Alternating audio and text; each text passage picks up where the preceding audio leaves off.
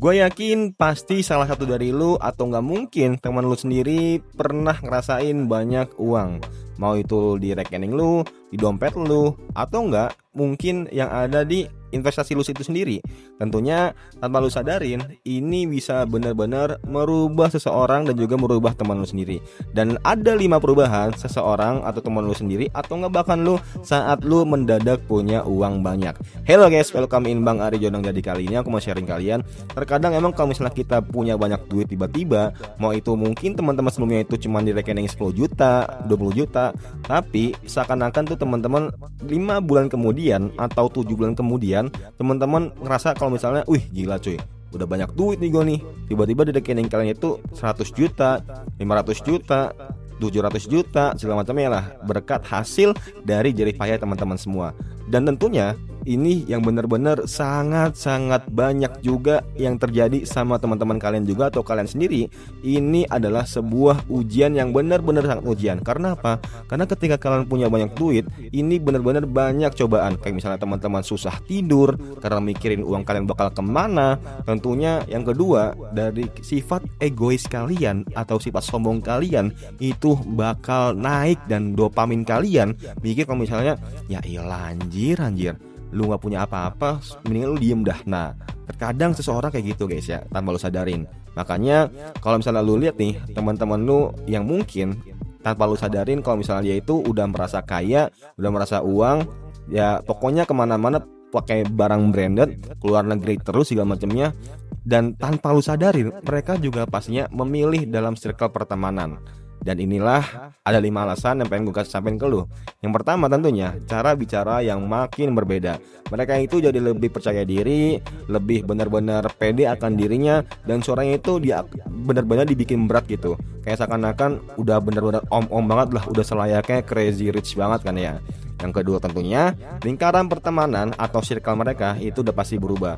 Yang dulunya mungkin kalau misalnya lu lihat teman lu yang dulunya sering main sama lu segala macamnya, tapi tiba-tiba dia udah banyak duit, tapi lu seakan-akan ngerasa kalau misalnya anjir nih orang malah berubah ya, dulunya main sama gua terus waktu susah, tapi sekarang udah sukses malah ninggalin gua segala macamnya. Itu bukan ninggalin lu, tapi lu nggak mau mengejar dengan kriterianya dia. Emang seharusnya itu nggak bisa disalahin lu juga guys, dan nggak bisa disalahin dia juga, karena dia juga ingin bertumbuh dan berkembang. Resikonya tinggalin teman yang nggak mau berkembang bertumbuh. Karena apa? Karena habit dan lingkungan ini benar-benar mempengaruhi banget dalam perkembangan seseorang guys ya. Yang ketiga tentunya gaya hidup yang akan naik drastis.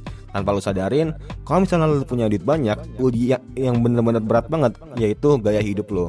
Kalau misalnya lu ngerasa anjir santai aja sih, di ATM gua masih ada sisa segini, santai aja, masih bisa makan sebulan. Nah, tanpa lu sadarin, ini ngebangun habit yang sangat sombong dan boros banget. Yang dimana lu seakan-akan kalau misalnya lu biasanya itu ke mall itu cuman habis 100 ribu, 150 ribu, tapi ketika lu udah ngerasa punya duit banyak, lu malah naik gitu gaya hidup lu.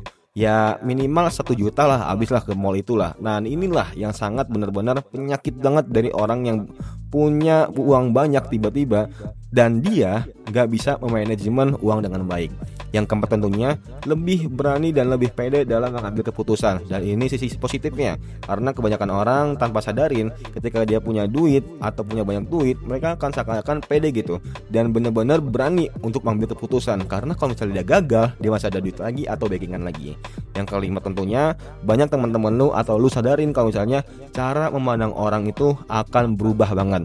Yang dulunya itu dia humble segala macamnya, tapi bisa aja gitu dia berubah seakan-akan lu malah ada di bawah dia.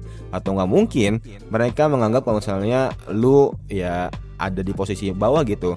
Jadi dia seakan-akan tuh kayak melevelkan diri mereka itu di atas lu pada. Dan ini banyak loh tambah lu sadarin. Dan ini bakal kelihatan banget dari sifat dia dari sikap dia komunikasi ke lu, tingkah laku lu, gimana cara menyikapi lu, gimana cara ketika lu lagi ngobrol sama mereka segala macamnya. Dan ini pastinya lu akan ngerasa kalau misalnya ada perubahan di antara hubungan lu sama hubungan mereka. Gue bukan nakutin, tapi ini yang terjadi di banyakan orang.